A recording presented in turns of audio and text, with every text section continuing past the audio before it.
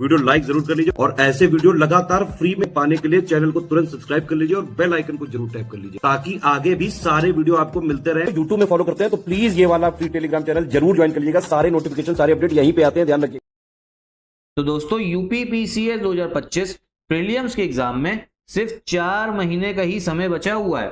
अब बहुत सारे लोग कहेंगे यार 4 महीने तो बहुत होता है, ठीक है, इसमें आपने सिर्फ 4 महीने ओनली क्यों लिख रखा है?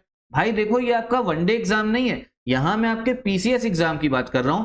और हमारे पूरे इंडिया में सबसे टफ पीसीएस जो होता है ना, वो हमारे उत्तर प्रदेश का यूपी पीसीएस ही एग्जाम होता है। तो 4 महीने कोई बहुत ज्यादा समय नहीं है। अब देखो, आपको सबसे पहली चीज तो अगर एसडीएम बनना है 2025 में, ठीक है, तो उसके लिए देखो प्री जो है ना, प्री तो निकालना ही पड़ेगा। सबसे बड़ा ऑब्स्टेकल जो है आपके सामने वो प्री है, क्योंकि इसी में 5-5.5 लाख बच्चों के साथ में आपको कंपीट करना होता है।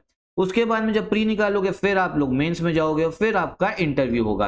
तो देखो अभी जो बात है ना, हम लोग करेंगे प्री के लिए क्या आपकी स्ट्रेटेजी होनी चाहिए, किन सब्जेक्ट्स पे आपको फोकस करना है ताकि प्री का कट ऑफ जो है ना वो निकल जाए। देखो एक मोटा मोटा एक एस्टिमेट समझो भाई, प्री में 5 लाख के आसपास बच्चे, उनसे आपको compete करना है, ठीक है। उसके बाद में मेंस में आप ये समझो, मेंस में कुछ ज्यादा बच्चे नहीं जाते हैं।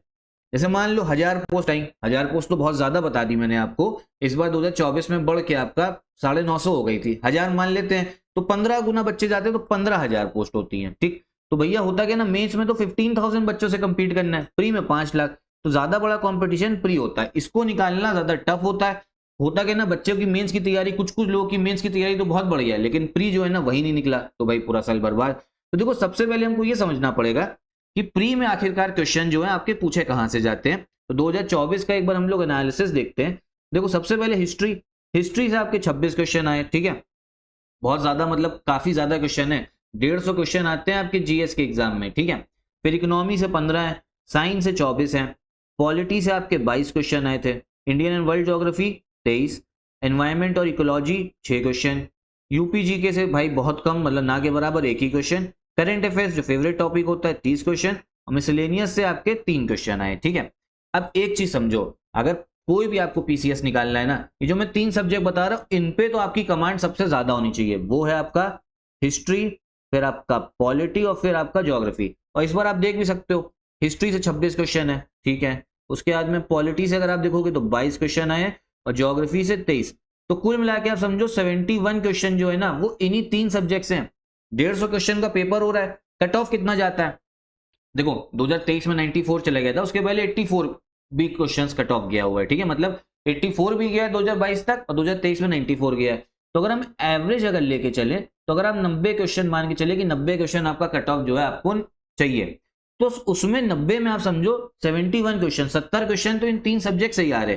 तो क्या इसको निगलेक्ट कर सकते हो? बिल्कुल भी नहीं निगलेक्ट करना है। हिस्ट्री हो गया आपका, पॉलिटी हो गया, ज्योग्राफी 71, इसमें करंट अफेयर्स के 30 क्वेश्चन और मिला दोगे ना आप लोग 71 में, तो ये आपका 101 क्वेश्चन बन गया, कट ऑफ जो आराम से क्लियर होगा। तो सबसे ज्यादा फोकस आप लोग किस पे करेंगे? पहली चीज तो ये समझो, आपका हिस्ट्री हो गया। हिस्ट्री पे 3 आपके पार्ट्स हैं, एक एंशियंट है, एक मिडीवियल है, एक आपका मॉडर्न है।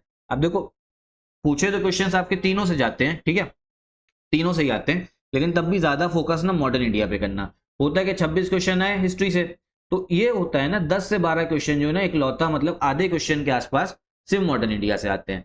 फिर आपका ज्योग्राफी हो गया, ज्योग्राफी को आपको अच्छे से स्ट्रॉन्ग करना है। वर्ल्ड ज्योग्राफी आपकी सीरीज जो है वो UP PSC best YouTube channel पर चल रही है, लिंक जो है डिस्क्रिप्शन बॉक्स में दे दूंगा, देखना जरूर, अच्छे से वर्ल्ड ज्योग्राफी कंप्लीट होगा। फिर इंडियन ज्योग्राफी भी स्टार्ट करेंगे। उसके बाद में आपका पॉलिटी हो गया, ठीक है, history, geography, polity. Current affairs भैया कम से कम आप समझो 1 साल के, अभी तो टाइम है ना, 1 साल के करंट अफेयर्स जो है ना वो कर लो। 1 साल के अगर नहीं तब भी मैंने तो 10 महीने से अब नीचे मत बात करना। इस समय पे अगर आप लोग वीडियो देख लो 10 महीने करंट अफेयर्स करके जाना, आखिरी वाला टाइम मत सोचना, अभी से करना स्टार्ट करो। और फिर एक सब्जेक्ट और अभी स्टार्ट करिए, वो हो गया आपका साइंस, क्योंकि साइंस से भी आप समझो 24 क्वेश्चन आ रहे हैं और पिछले सालों की बात करोगे तो काफी हायर साइड में क्वेश्चन हैं, साइंस से तो आते ही हैं। तो भैया साइंस, अब आप कहोगे इन 4 सब्जेक्ट से अगर 100 हो जा रहा है तो भाई और सब्जेक्ट्स क्यों बता रहे हो? भाई इसलिए बताना पड़ रहा है भैया, और आपको सब्जेक्ट, क्योंकि 100 क्वेश्चन अगर आ रहे हैं तो 100 के 100 आपको पूरे तो आते नहीं होंगे, ठीक है, कुछ नहीं आते हैं, आयोग कुछ क्वेश्चंस गलत बनाता है, ठीक है, कुछ क्वेश्चंस ऐसे होंगे कि भाई किसी को भी नहीं आते होंगे, कुछ क्वेश्चंस आप गलत कराओगे तो नेगेटिव मार्किंग कट गए। तो इसलिए हमको तो सेफ साइड आपका होकर चलना है ना। साइंस से भी आपके 24 क्वेश्चन, मतलब 24 क्वेश्चन के आसपास कितने आए, देखिए देख लो 24 क्वेश्चन आए। ठीक है, तो आप समझो 124 क्वेश्चन जो है ना, इसकी तैयारी आप लोग अभी से स्टार्ट कर दो। करना क्या है, डेली अगर 4 घंटा भी आप दोगे ना प्री के लिए, मैं प्री की बात कर रहा हूं, अगर मेंस की तैयारी साथ में करनी तो आंसर राइटिंग करना स्टार्ट कर दो। ठीक है, वो भी अगर आप 1 घंटा भी आंसर राइटिंग कर रहे हो ना पीवाईक्यू से सफिशियंट है। इतना ही नहीं कोई कर पाता भाई, मैं बता रहा हूँ, सब प्री के बाद चालू करते हैं। तो अभी से वो 1 घंटा आप दे सकते हो मेंस के लिए। बाकी प्री में 4 घंटा भी अगर पढ़ना स्टार्ट करोगे, एंशियंट, मिडीवियल, मॉडर्न, इनकी एनसीईआरटीज पढ़ लो, जो पुरानी वाली वो है आर्य शर्मा, सतीश चंद्र, बिपिन चंद्रा, सबको अच्छे से क्लियर होगा। ज्योग्राफी की भी एनसीईआरटी कर लेना। पॉलिटी के लिए आप लोग स्टडी फॉर सिविल सर्विसेज के नोट्स हमारे ले सकते हो लिस्टिंग कंपाइलेशन के। करंट अफेयर्स एससीएस के सबसे बेस्ट है। और साइंस जो है ना, ये भी एनसीईआरटीज के लिए करिए, ठीक है, क्वेश्चंस इससे आते हैं। कुल मिला के मैंने आपको बताया क्यों इन सब्जेक्ट्स पे आपको फोकस करना है। बाकी सब्जेक्ट कौन से बचे, मिसलेनियस 3 क्वेश्चन ना के बराबर, कोई भी फायदा नहीं दिख रहा। एनवायरमेंट एंड इकोलॉजी 6 क्वेश्चन, ठीक है। उसके बाद में इकोनॉमी के 15 क्वेश्चन अभी मैंने आपको नहीं बताया।